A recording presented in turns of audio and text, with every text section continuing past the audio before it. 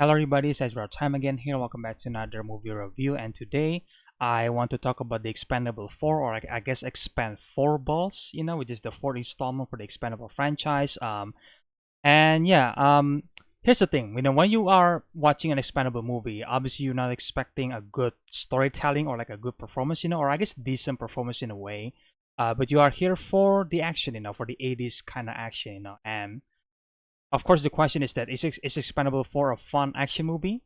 Well, in my opinion, it was a fun action movie. It really does, because this movie is far more straightforward than the third movie. Because in the third movie, you have this plot point where Barney is like searching for like the new expendable recruit for some reason. It's like, all right, like it's just wasting time.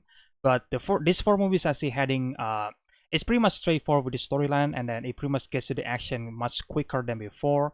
And that's the good part about this movie, and this movie is directed by Scott Walt, I think, which is the guy who also directed Hidden Strike with Jackie Chan, John Cena. I reviewed that movie before. It was a fun movie, So like, if you've seen Hidden Strike, then you can expect pretty much the same for Expendable 4, or I guess Expend4bles. And obviously Jason Statham is coming back. Sylvester Stallone is also back. Even though Barney Ross character is pretty much taking a back seat in this movie because Lee Christmas is the main protagonist in this movie, and I do think that's one of the reasons why I like this movie way more than the previous one. I'm not hating on Sylvester Stallone. I think he's a good actor, but I feel like Jason Statham is far more superior in terms of the action movie. Just like, yeah, I get it that it was supposed to be a throwback to the 80s action movie, and it does feel like that. But I feel like when Jason Statham is doing it, it's far more fun, because well, he's good at martial arts. There's that. So the movie itself, like I said before, it was straightforward.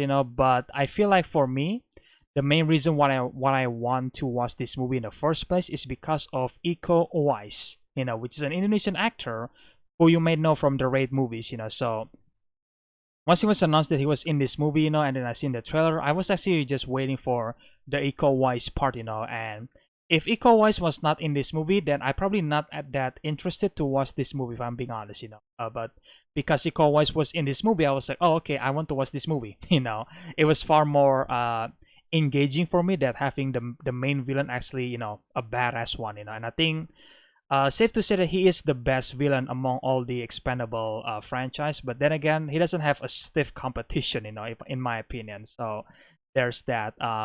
And yeah, it kind of make me really wanted Iko Uwais to be in a John Wick movie, because I think that's like the best part for him to be involved in, and not the Expendable, because like I don't know, it's the kind of movie that knows that it was an action movie, but it's not exactly a well directed action movie in a way. It was just like pure fun, and that's it, So it's like, yeah, maybe the placing wasn't that right, But then again, he's still the best part about this movie, And going back to the plot point, I know that I said before that the movie is straightforward, but there is some scene, or I guess there is one scene where Jason Statham character is like having another job, by protecting this huge influencer basically, and I was like, what are we doing here? Like, this is just wasting time, But then, thankfully, like I said before, the movie pretty much found its ground pretty quickly, Like less than 10 minutes, you're just going back to the main plot. But at the same time, I was like, okay, like why is this scene there in the first place? And why is this movie is trying to have some character development? Like, I don't care, just get to the action, and just just do the action, that's what people are wanted to see, But I feel like sometimes the movie kind of slows down a bit, where they try to give the characters some story, some character development, which I think it was unnecessary. Like, for example, tonyjaa's character is like, okay, I cannot go back to my old self, so I'm not gonna be joining you, which we all know that he's gonna join anyway. So I'm just like, okay, why can't he just join Lee Christmas in the first place? Why do we have this like small subplot for the character? Because at the end of the day, that doesn't matter. He's just gonna join, and then he's just gonna become his old self anyway. So it's like, who cares? It's like, that's also one of my criticism. It's like there is an attempt to have a character development which is unnecessary. It's just, no, we don't need that. And again, there's one scene with the social media influencer. Like, what are we doing there? You could just cut this out, and then the movie would be the same and would be better in terms of the pacing, at least in the beginning. But overall, as you were expecting for the expandable movie, is the action, and it was really really fun because the action are long, and obviously Jason Statham is the main star, so I think that's a great decision in my opinion, and there is so many variety of action in the both, and yeah, they're just fun to watch, it's just like a throwback to the 80s action, and they really delivers on that part, but as for the rest of the cast, like the three main stars is obviously Jason Statham, ikouwais, and tonyjaa, because those are the guys that can actually fight. The rest of them just like, yeah, they're there. They're cool, I guess. It's like Megan Fox was in this movie, which is also really cool to see her back. But I feel like she doesn't really do much in the movie, which is kind of disappointing me, because I was like, okay, she seems like a badass, but we barely see her fight. Like, what are we doing here? Like, let her fight, please. And same thing with ikouwais, because ikouwais was a great actor and a great martial artist, like his silat is amazing, but I feel like he doesn't do anything.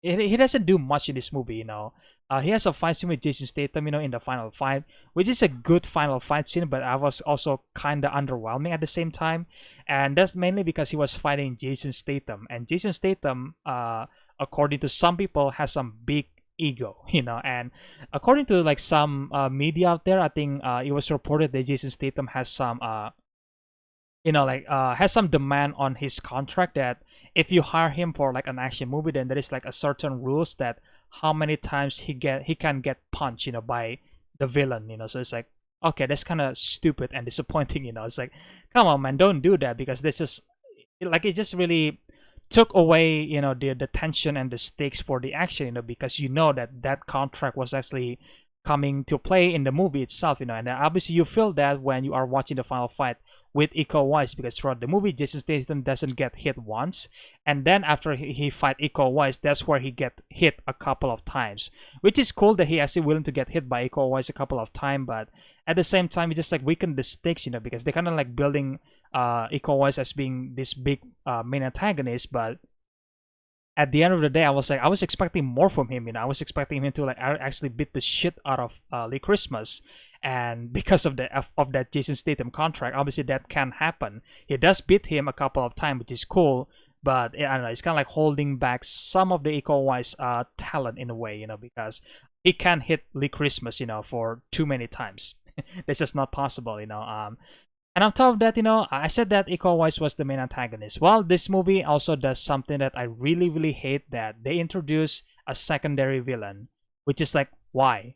Why can't we just make ikouwais as the main villain and only the main villain? He works, he is menacing. I think he's the best villain out of all expandable franchise in my opinion, but for some reason they decide to include this secondary villain.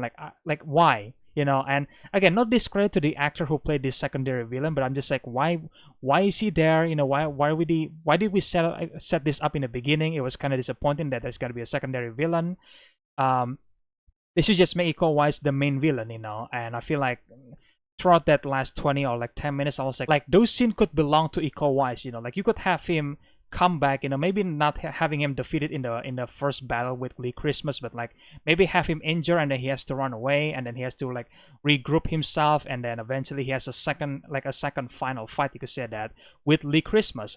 I thought that was gonna happen deep down, I was like, I was like really hoping that he could come back in the end and like fight Lee Christmas again, but that didn't happen sadly, and then all the screen time goes to the secondary villain, which is not menacing and not as interesting, like I don't care. It's stupid, it's like, come on man, you have ikouwais, like make him fight, what do you have, what do you have ikouwais but just like make him sit down and then, or like standing around and like ordering his people, like make him fight. Ikouwais is a great martial artist, like come on man.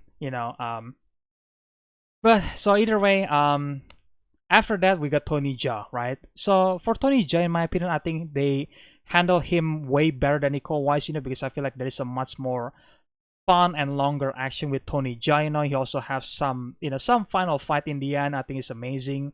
I do kind of wish that ikouwais and tonyjaa fight for like a split second, maybe. Like I think it would be really, really fun, because these two are working together already for the movie Triple Threat, which is not a good movie, but the fight scene was fun. That's it.